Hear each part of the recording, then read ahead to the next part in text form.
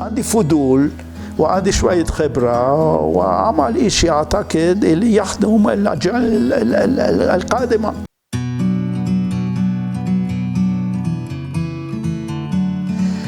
أنا اسمي يعقوب روزين، من سكان القدس، من مواليد بولندا 1948.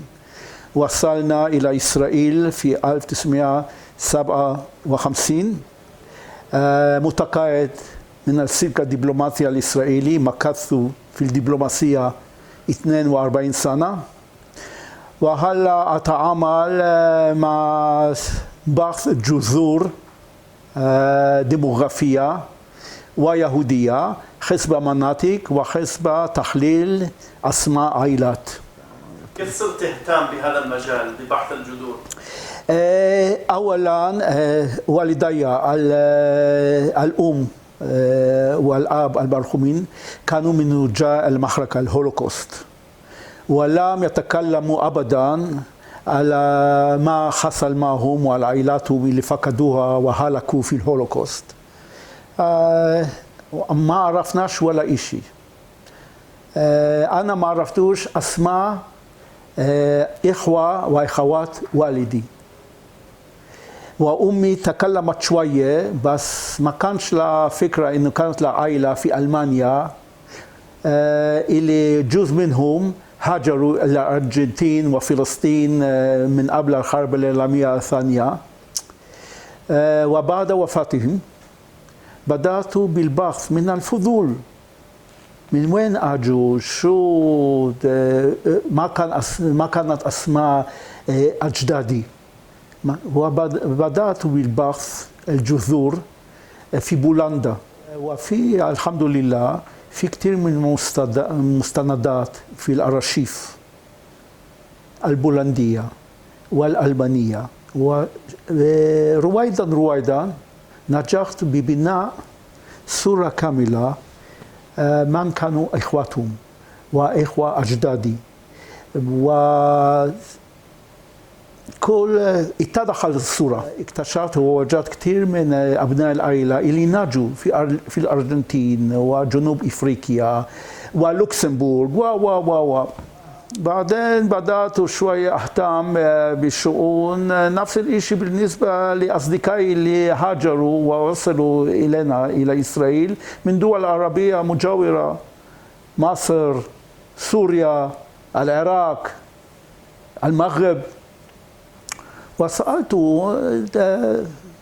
قلت لهم قصتي كيف وجدت العائلة، وقالوا لي كمان إحنا والله ما فيش عندنا فكرة عن الأجيال السابقة اللي حصل في العراق. قلت لهم ليه؟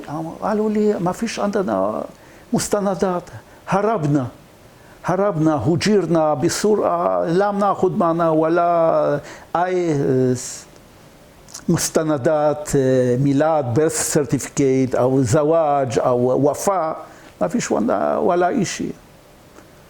قالوا لحسن الحظ احنا خرجنا منها احياء، انتم في شرق اوروبا هلكوكم، بس احنا عندنا الحياة بس ما فيش عندنا مستندات. وشو نعمل؟ هذا ممكن يوم من الايام تفتح الأرشيف في الدول العربية ونكتشف شو كانت الأسرة من قبل القرن العشرين. هذا بالنسبة لي تحدي. قلت لا هذا مش معقول. خلينا نشوف شو الأسرة في مصر مثلا، شو أسماء العائلات اليهودية اللي عاشت سكنت في القاهرة في غضون القرن العشرين. ورويدا حجر وطوبة بعد طوبة نجحنا في بناء الحيط. شو كانت المصادر؟ عشان الأرشيف مغلقة. هذا تحدي، بس ممكن تتغلب على التحدي. أولاً كانت مجلات يهودية اللي نشرت في مصر خلال القرن العشرين. 3 مجلات أسبوعية رئيسية كلها باللغة الفرنسية. ليه باللغة الفرنسية؟ هاي القصة طويلة، صوروها، عملوا لها سكان في المكتبة الوطنية الإسرائيلية في القدس وموجودة هناك، وممكن تعمل فيها بحث بالOCR Optical Character Recognition. تضغط على الكيبورد الاسم ويجيب لك وينه منشور في أي جريدة، في أي أسبوعية، في أي تاريخ. وهي الأسماء قبلها وبعدها كمان أسماء تانية، وهيك بدأت بجمع الأسماء. ثانيا في عدد من المنظمات اليهودية تعمل تسمى Jewish Gen Family Finder. ناس يسجلوا اسم العائلة من وصلات، يدوروا على الآخرين اللي يهتموا بالناس في العائلة عشان يبنوا شجرة العائلة. وفي يهود من مصر اللي هلكوا في الهولوكوست، وفي يد وشم سجلات ناس اللي هلكوا في المحرقة في الهولوكوست، وممكن تعمل بحث حسب اسم مدينة الولادة. تضغط كايرو ولا كاهير تشوف الناس اللي هلكوا في الهولوكوست اللي ولدوا من مواليد القاهرة أو الإسكندرية أو بغداد أو دمشق أو حلب مثلا. وبعدين في اليوم شبكات التواصل الاجتماعي والمجتمعي ليهود من أصل مصري، وهذا إلكتروني، وطبعا تسجل سؤال ويجي لك جواب خلال 5 دقائق.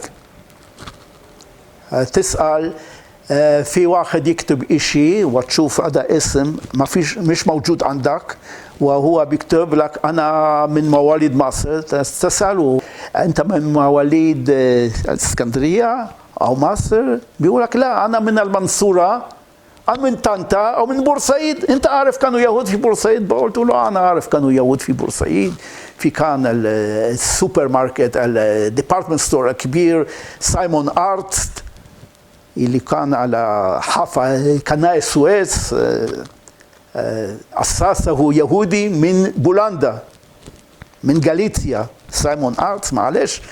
وهيك تبدأ الحكاية، ورويدا يتجمع لك الأسماء. المشكلة هي كثير من اليهود في مصر ما كانوا مصريين أصليين، أجوا إلى مصر بعد تدشين أو افتتاح قناة السويس. كان ازدهار اقتصادي رهيب في مصر، أصبحت مصر القاهرة وكمان بورسعيد واسكندرية مدن أوروبية. وأجوا كثير من اليهود من الإمبراطورية العثمانية ومن اليونان ومن المغرب، وكمان يهود اللي نافوا من فلسطين خلال الحرب العالمية الأولى عشان كانوا من ذوي الجنسية الروسية أو الأمريكية أو الفرنسية أو الإنجليزية. عملوا لهم ترانسفير الأتراك وأجوا إلى مصر، وبعد انتهاء الحرب العالمية الأولى أغلبيتهم بقوا في مصر عشان كانت حلوة لهم، ونجحوا في التجارة والعمل الحر. وأسماءهم إسبانية وسفردية ومغربية وأشكنزية أوروبية وأحيانا نفس الاسم مكتوب ب3 4 أو 5 طرق مختلفة، بس تسجل إياها. وهيك تتقدم إلى الأمام.